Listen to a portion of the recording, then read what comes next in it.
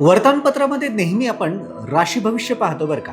आपली रास कुठली आहे, आजचा दिवस कसा जाणार हे जाणून घ्यायला आपण नेहमी उत्सुक असतो. पण इंग्लिशमध्ये या राशींचे उच्चार कसे करतात, त्यांना काय म्हणतात ही उत्सुकता आपल्या मनामध्ये नेहमी असते. मग शब्द विकसित करण्यासाठी हा शब्दसाठा तुम्हाला खूप महत्त्वपूर्ण असू शकतो. तर ह्या सगळ्या शब्दांना नेमकं काय म्हणतात याच्याबद्दल आपण पाहण्याचा प्रयत्न करूया. एरिज, एरिज याचा अर्थ होतो मेष. टॉरस, टॉरस याचा अर्थ होतो वृषभ. जेमिनी, जेमिनी याचा अर्थ होतो मिथुन. कॅन्सर, कॅन्सर याचा अर्थ होतो कर्क. लिओ, लिओ याचा अर्थ होतो सिंह. वर्गो, वर्गो याचा अर्थ होतो कन्या. लिब्रा, लिब्रा याचा अर्थ होतो तुला. स्कॉर्पिओ, स्कॉर्पिओ याचा अर्थ होतो वृश्चिक. सॅजिटेरियस याचा अर्थ होतो धनु. कॅप्रिकॉन, कॅप्रिकॉन याचा अर्थ होतो मकर. ॲक्वेरियस, ॲक्वेरियसचा अर्थ होतो कुंभ.